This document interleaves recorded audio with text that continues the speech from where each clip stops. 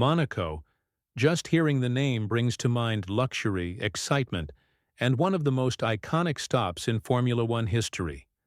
However, what once stood as the crown jewel of the F1 calendar now feels more like a headache for everyone involved. This year's race tried to shake things up with a new two-stop rule, aiming to add some unpredictability.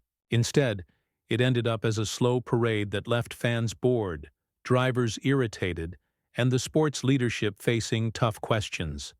From start to finish, the race lacked real action. Passing was almost non-existent, and starting positions continued to decide everything. Lando Norris, who began at the front, seemed in control early on, but the opening lap wasn't without drama. Charles made an ambitious move at the first corner and was neck and neck with Norris for a moment. But a huge mistake from Norris, locking his brakes hard, dashed any hopes Charles had for a home win. Behind them, the pack was tightly grouped, but stuck. The race wasn't about exciting wheel-to-wheel battles, but more about managing position and strategy. True to Monaco's usual nature, the chaos came from a crash instead of on-track duels. Gabriel hit the barrier at Portier after being squeezed by another driver. This incident brought out the virtual safety car, bunching the field together but doing little to improve the racing itself. The event quickly settled into the familiar pattern fans have come to expect here. Big names, high expectations, and little reward. The two-stop rule was introduced to spice things up, but it failed to deliver. Several drivers tried early pit stops to outsmart the system, but it didn't pan out well for all. One driver collided with a car ahead while braking under caution, ending his race prematurely. In the midfield, teams scrambled to find any advantage with complicated tactics, while the top contenders barely changed places. Even pit stops made little difference, keeping the front runners locked in their original order. The race turned into a quiet procession, with more talk over team radios about traffic and blue flag rules than actual racing drama. Further back, the race was anything but straightforward. George Russell became the center of a controversy when he was asked to give a position back after going off track and gaining an advantage.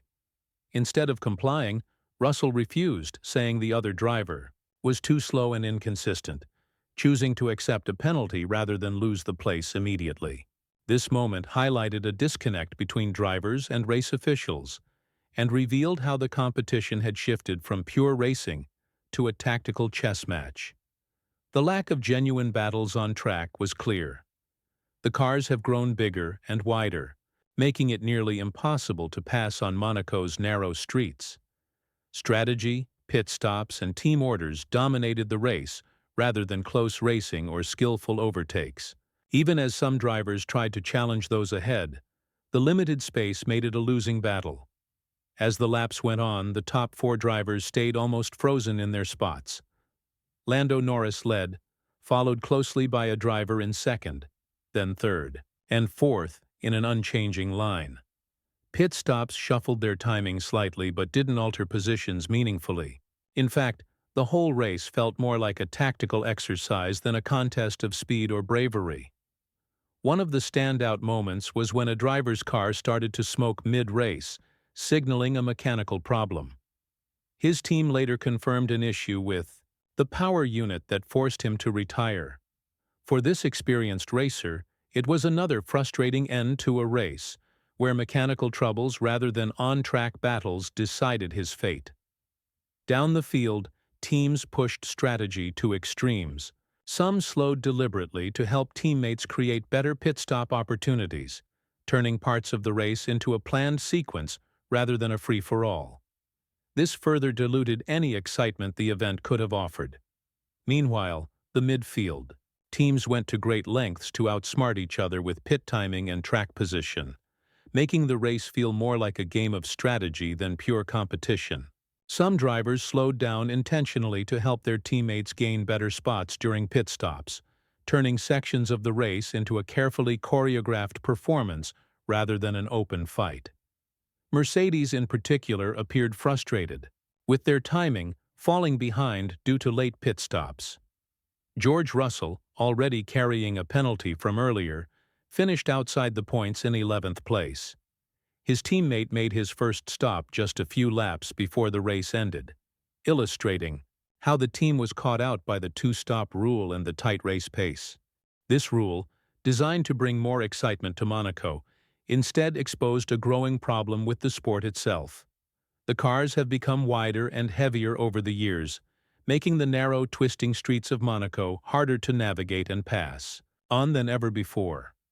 The layout simply can't keep up with modern Formula One machines, which depend more on speed and aerodynamics than pure skill on tight circuits. Much of the race was spent watching drivers follow one another in a line, with little chance to overtake. Strategy decisions and pit stop timing determined the final positions far more than the driving on the track. Yet the sport continues to promote Monaco as a jewel of the calendar, despite how out of place it feels today.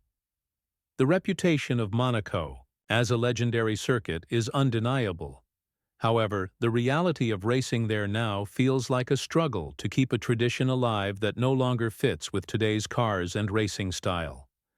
The track's tight corners and short straights limit opportunities for overtaking, and the new rules haven't managed to change that.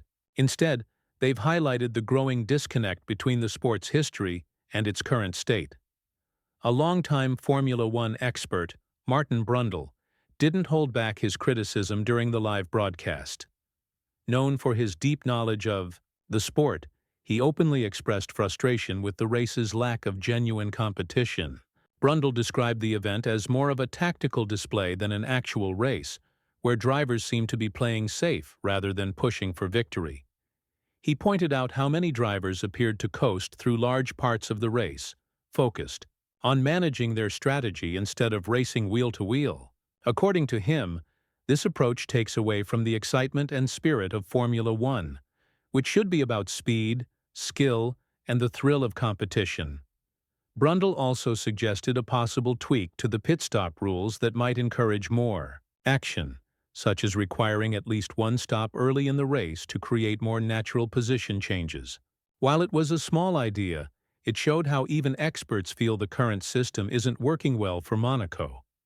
Instead of that, what unfolded was a cautious game of managing gaps and pit windows. Teams and drivers focused more on strategy calculations than on making bold moves on the track.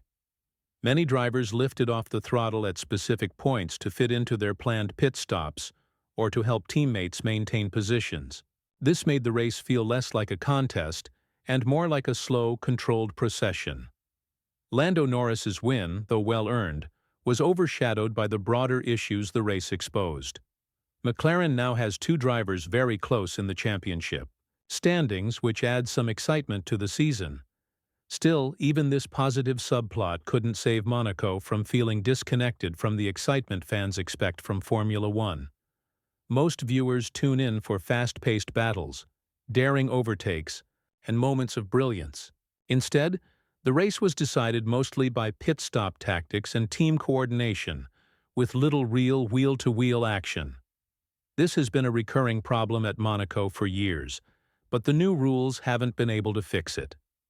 Formula One faces a difficult decision. It must find a way to keep Monaco on the calendar while making the racing better suited for modern cars. Otherwise, this event risks losing its place in the sport's future. Fans want to see real racing, not just a parade of cars following orders. The glitz, the yachts, and the atmosphere still make Monaco feel special. But the actual racing, which once made this race a highlight of the season, has mostly disappeared. Behind the scenes, the cars no longer fit well on the narrow streets, and the sport's current setup leaves little room for exciting battles.